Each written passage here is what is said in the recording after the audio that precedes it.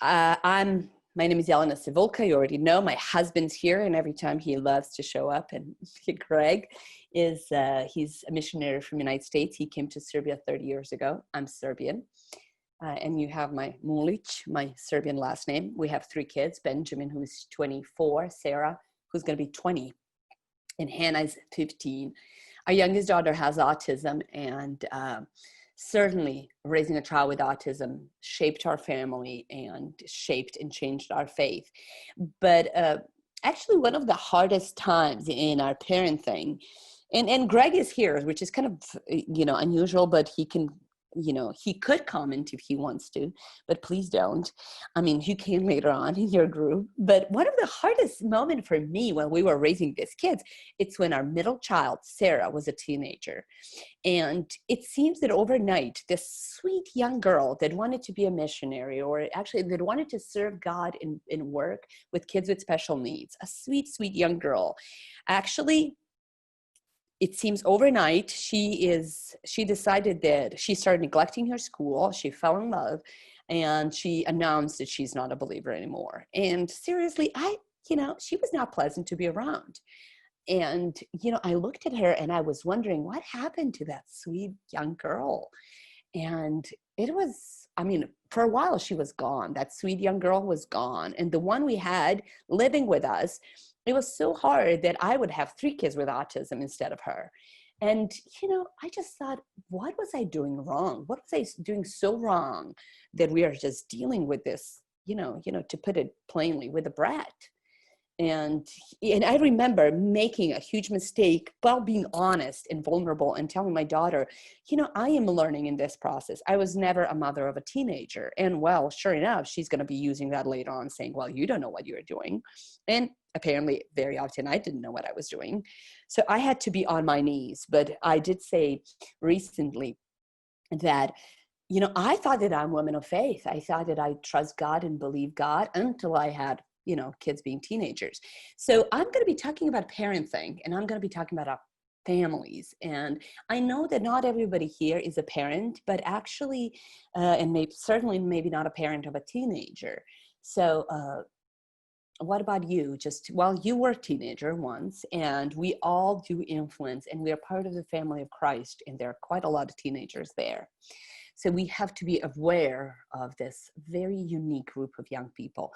So raising teenagers, it was like one day I was baking a cake, and actually I was, while I was doing it, I realized, the cake was in the oven, then I forgot a very important ingredient. I forgot to add sugar. And I remember actually kind of opening the oven, and there's just all this steam coming out. And I realized, there's really nothing I can do. I can pour the powdered sugar on top, and I can just hope at the end it's going to be edible. But, I just realized that raising a teenager, it's kind of like baking a cake.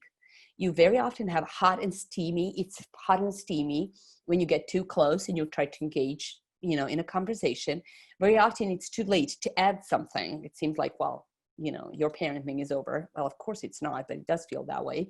And you just anticipate at the end that you're going to be, at the end of this tunnel, that there's going to be nice, young, mature adult coming out. Well, what is a family? And if you have my outlines, I did talk about family system and healthy family model and unhealthy family model. So I am going to be sharing, this is actually Charles Swindoll. He wrote an article on 8 characteristics of a healthy family. And seriously, I'm not going to even go there. Are there 8, 3, 5? How many characteristics?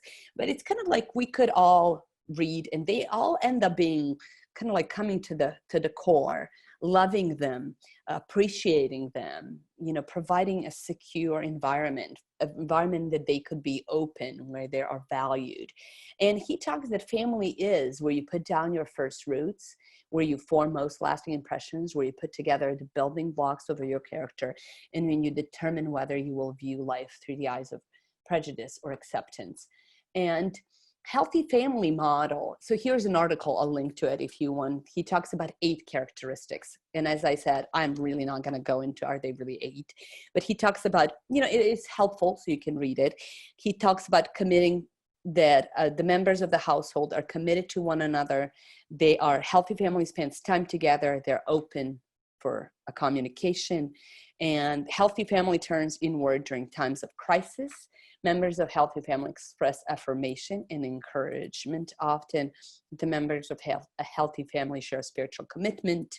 Each person in a healthy household trusts the others and values the trust he has earned. The members of the healthy family enjoy freedom and grace. You know, these are truths, and they are amazing, and I agree with every one of them. And but very often when you kind of tell somebody what is healthy family model, you know how most of us are going to feel?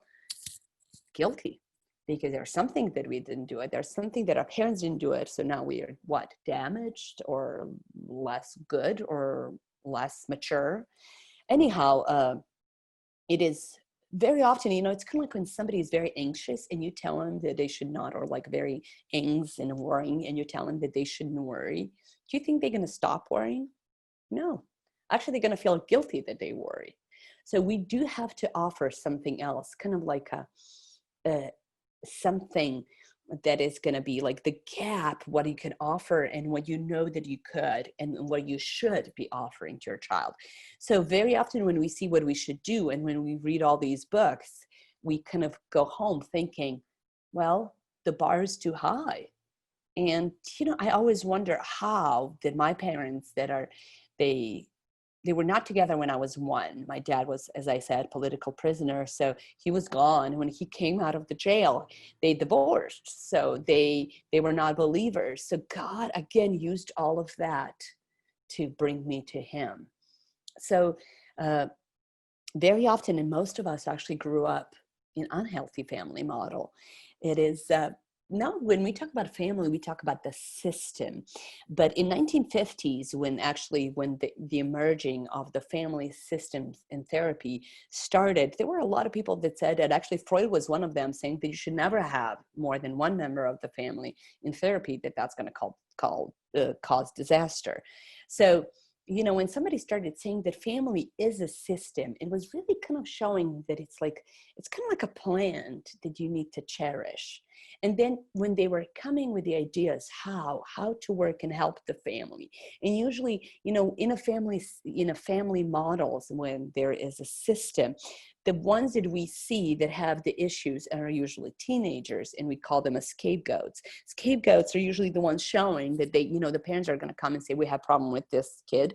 But actually, the kid is just the symptom that the family and the system is unhealthy and it's hurting.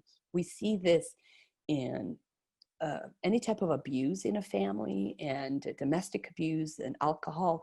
The system is unhealthy and the system is sick and needs help. But it was very interesting. I liked the way that Jay Stringer and Richard Winter talked about this book quite a lot, so I'm not going to go there. And it was a book actually on sexual brokenness, but he goes and talks about unhealthy family model, and he talks about rigid and disengaged. And rigid is, and he calls it, and really well he puts it, when rules are weapons. So when they're like rules are so implemented and they're harsh and hard. I'm going to come back to Joseph and the biblical family model, so I'm not going to stop and talk about that here. I'm going to actually talk about these unhealthy family models, so disengaged, rigid, and permissive. And there is a very interesting, and as I said, you'll get these notes, so please don't worry. I'll just give it to all of you. This is a very interesting diagram. So you can see where it actually shows when the control is low in a family and the control is high, and the warmth is low and high. So actually talks about different types of families. So there is a family where the control is very low and they love each other, and they're a permissive model. They're affectionate, they're nurturing, but there's a little control, fewer inconsistent boundaries. So that's a permissive family model. Then we have uninvolved family model, when the control is very low, but the warmth is also not present. They're kind of disengaged and kind of distanced. There's authoritarian, where the control is really high, but the warmth is not there. So the rules, as Jay Stringer says, the rules are the weapons. They're strict, they're high expectations, gives orders. And I remember actually my husband and I very often, when, kind of we live in a country when everybody wants to discipline your children or tell you how you should raise your child. But I remember that we both decided that who can be involved in kind of raising our children, and grandparents can be involved as long as it is very clear, so they can really enforce like certain rules when the kids are completely aware that they are loved. So that will be authoritative model. And so it's nurturing boundaries, expectations are very clear. So it is very clear what we expect from you, and the discipline is present, but also we love you. And it's, this is not a Christian model. So, the non-believers came up with this. So isn't it neat that actually that's exactly who our Father is? It is very clear. I love you. I recklessly love you. I gave my precious son for you. But again, I'm a judge, and these are the rules, and these are the boundaries for you to be okay. And growing up, I kind of grew up in more uninvolved and permissive model. So for my mom, I'm the youngest, and I guess she was just tired. I don't know how to explain. I know that she loves me, but it was very often, it was very, the rules were very questionable. So I remember when I was in like preteen years, I remember talking to my friends and telling them, well, my mom is not going to let me do that. And I remember my friend looked at me and she says, oh, come on, your mom lets you do everything. And I was so sad. Why? Because I thought that my mom doesn't love me. Isn't that weird? That I really, later on, I'm going to find the verse in the Bible that says, because I love you, I am going to punish you. Well, not punish, but I'm going to discipline you. But it's like, I kind of lack that. I really wanted to know what the boundaries are. And very often the kids do question, are there boundaries? Are you kidding me? You're not going to say no. So they're pushing and pushing. So wanting to kind of like see, okay, do you really care? And guys, what is the worst model here? An uninvolvement. It's uninvolvement and neglect is the worst. Even if you get SWAT and you are not really sure what you're getting SWAT for, at least that parent is present and he cares enough that he's gonna, get engaged. I mean, okay, just being beaten, I'm not saying that, but like even authoritarian, it is better than the neglect, because the neglect, the message behind that is, I don't see you. You don't exist. You're not important to me. It is very, very harming and harsh. And we are going to be talking a lot. And I did send all of you, I sent you, I just copied the chapter in the book. And I would recommend Emotionally Healthy Spirituality, Peter Scazzero. And he talks that the blessings and sins of our families, going back to 2-3 generations, profoundly impact who we are today. And I completely agree. And yes, we are not going to be responsible for the sins that our fathers did, but the sins that our fathers did do shape who we are, and actually we can see that in the Bible too. These are going to be this is going to be our case study actually, and a case study. And I would love to encourage you, if we have time, we're going to be doing it. And there are some of the questions that in a group I would love you guys to discuss. And some of the questions is, what message did you receive in your family about parenting? And I would love to encourage every one of you. This is what I do in therapy, and I didn't do it always, and now I do it very often and constantly. It is a genogram. And genogram is actually the picture of the family, goes at least 3 generations. And actually Scazzero has in his book on page 85, he shows this is not his family, I just found this one on internet. He shows his family genogram. And it really, like, the circles are females, the squares are males. And you can go into, and there is even, and if you want me to, I can send you on YouTube how to do your family genogram. And I would encourage every one of you to do your family genogram. I did my family and Greg's family genogram. And what I actually ended up doing, I took the coloring pencils and I I do it for the family in the Bible. I do it for Abraham. I do it for David. I mean, seriously, who can even keep up with all these children that they have? And Abraham had 8 kids, believe it or not. So when you do genogram and follow the Bible, you're going to find out a lot of things. So I did for my family. And what I actually did also with the coloring pencils, over here, the relationship, you see how they're showing the relationship that they're having. Like if you're very close, then it's, they're just a connection. There are 2 lines connected. If they're divorced or if it is a very broken relationship, and you can find it very easily described and explained on YouTube. And I don't mind sending you the links. But what I did in looking in my family, and it's just kind of like, because I would wonder, where's this coming from, looking at my kids, But when I did my family genogram, and then I took the coloring pencils, and I used every color for a different sin, a different color. And just like abortion, cheating, lie, dishonesty, and just using different color. Well, let me just say it was a very colorful family. Then I wonder, I did bring, it's like, guys, 50 years ago, the DNA was discovered.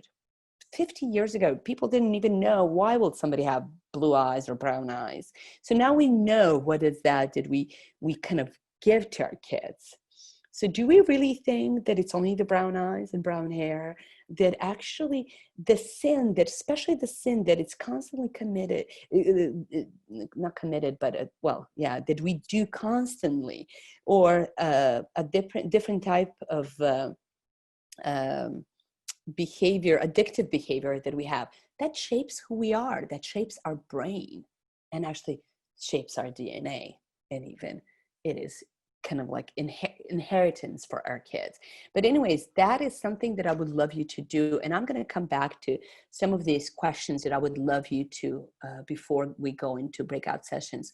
So what are, which is going to actually happen very quickly. What are some of the spoken and unspoken rules that were expected to be obeyed in your primary family? And how have rules in your family impacted you in your parenting today? So that is something I would love you to discuss in your group. Also, another thing that he shows in the book, it's 10 commandments in your family. So you can write anything. It doesn't have to be what he did. He put money, conflict, sex. So how did we discuss that? But we are really kind of like bringing that in our new family. And it's kind of just coming in a new family. You have this, couple that actually she brings the rules from her family, and he brings his own family rules. We're not really even aware when they're kind of mashing, but very often before they mash and before we have our own new rules, they are really very often just kind of conflicting. So it's very important that we speak about that.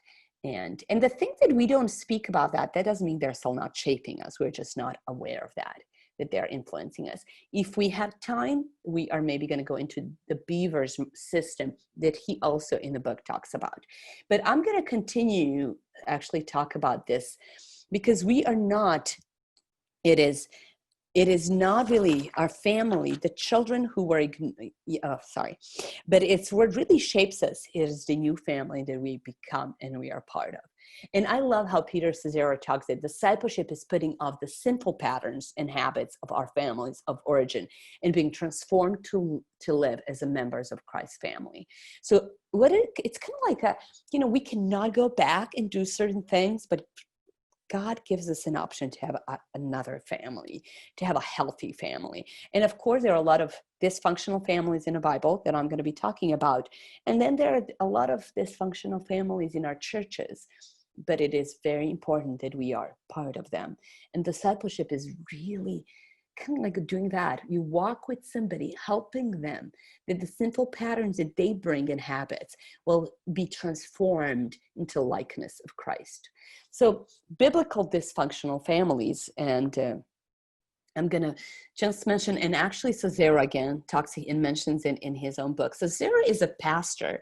So it's really interesting how he brings that, how the upbringing really shaped who he is and actually caused issues in his marriage and later on in his church even.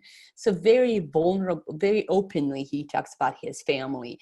I would I would certainly recommend it. And as I already did, but, and he brings this out, you just don't have to really even look hard to find. It is really harder to find a healthy family model than unhealthy family model in the Bible. And which is so good, kind of God telling us it's okay. I know you're making mistakes. And there's just something, and I'm going to mention this because it was so powerful. When Greg and I, we're dealing with that stinker, a middle child. She's a sweet young lady right now. And both of my kids know, actually all three of them, but I don't know how much Hannah gets it, but they know that I'm very open and they know that I tell our story. But it was very overwhelming because you do kind of question, what are we doing? What are we doing wrong?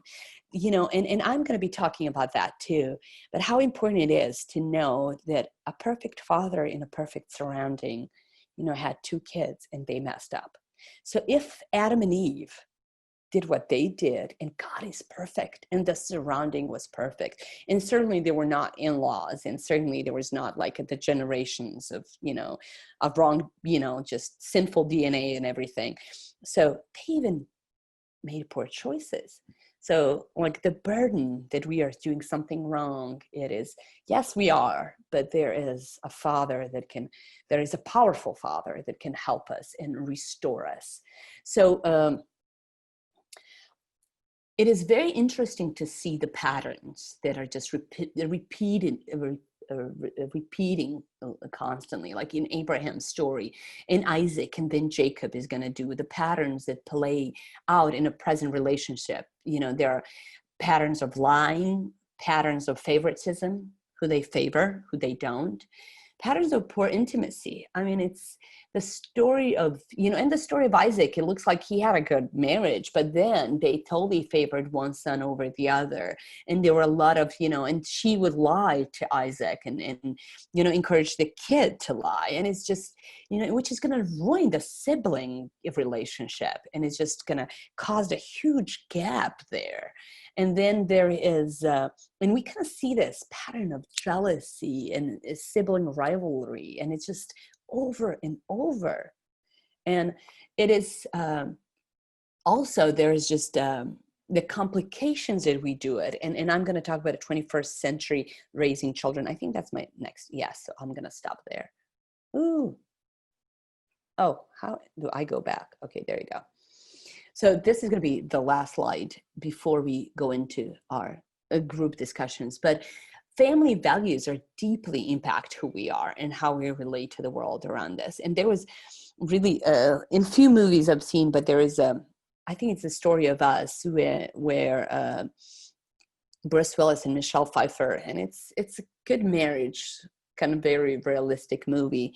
I mean, they kind of fight most of the movie, but it's kind of interesting when they go to bed, it's her parents are on her side and his parents are on his side. Of course, they're not in bed with them, but when they're having a conversation, there are all these sentences that we are saying that it's actually what we brought from our, we call it a primal family, but a family that we grew up in.